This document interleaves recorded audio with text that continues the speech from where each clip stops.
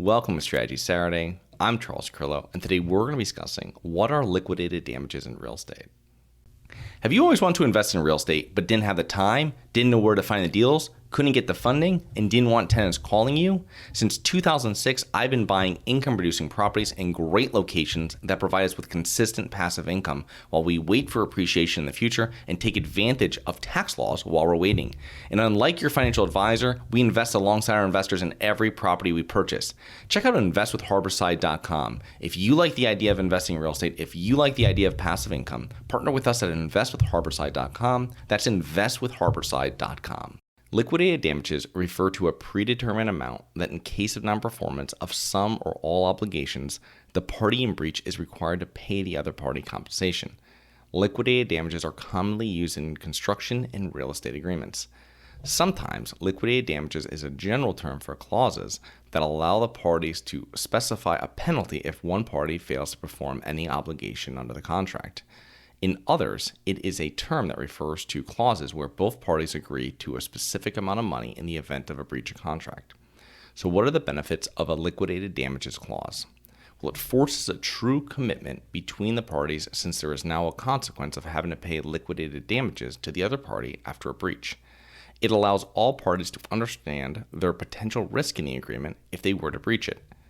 It helps to avoid a possibly unfavorable judgment from a court on damages following a breach. It provides compensation for a party that was harmed because of another party's actions or inactions. It provides a realistic amount for damages in cases where it might be difficult to calculate the loss. And it provides a reasonable estimate of actual damages. What are the liquidated damages in real estate contracts?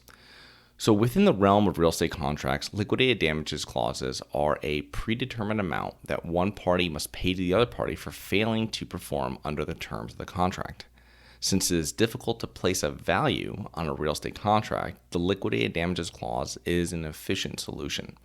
Liquidated damages normally occur in a real estate contract because either party is unable or unwilling to complete the sale. Typically, when a party is buying or selling a property, once a contract is signed, they enter into other agreements and avoid other agreements because of the real estate contract they just signed. These other agreements may have costs involved with them. For example, a buyer orders a number of inspections and places a deposit with a contractor to make repairs once they close. Canceling these agreements will most likely cost the buyer money. Say you're a real estate investor and you locate a vacant lot that would be perfect for a self-storage complex. You put the property under contract, which includes a liquidated damages clause for $100,000. After the contract is signed, you speak to a self-storage developer who wants to purchase the lot from you, and you agree. You then sign a contract with the developer with a liquidated damages clause for $50,000, since the developer will be purchasing some of the materials immediately because it takes 3 months to receive them. Now the property owner then changes his mind, and because he wants to build the self-storage complex himself, and now the property owner disputes the liquidated damages terms with you, the investor, and you seek judgment in court. Now the judge chooses to only award the developer the $50,000 of liquidated damages because it is a more reasonable measure considering the actual expenses the developer incurred. You as the investor, they say, didn't incur any. So a lot of the liquidated damages clauses, if they're unreasonable, they will not be held up in court.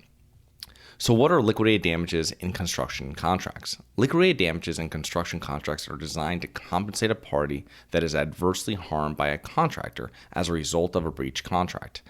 Liquidated damages are able to protect different portions of the contract, including construction defects, delays, and other failure to perform under the contract.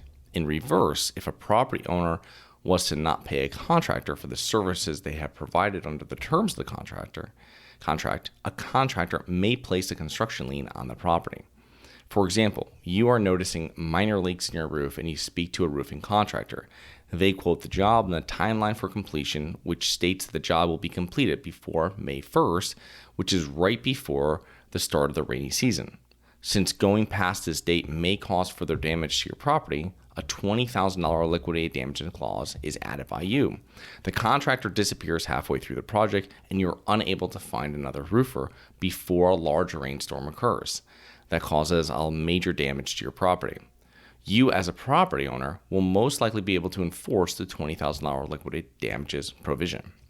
Now, many states place limitations on the enforceability of a liquidated damages clause in a contract. In other words, the liquidated damages must be reasonable when accounting for the actual or anticipated harm caused by the breaching party. For example, if a party has $10,000 in actual losses under a contract and the liquidated damages clause states an amount of $100,000, it will be very difficult to enforce the full liquidated damages amount.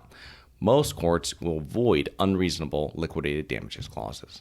So I hope you enjoyed. Please remember to rate, review, subscribe, submit comments and potential show topics at globalinvestorspodcast.com. Look forward to 2 more episodes next week. See you then.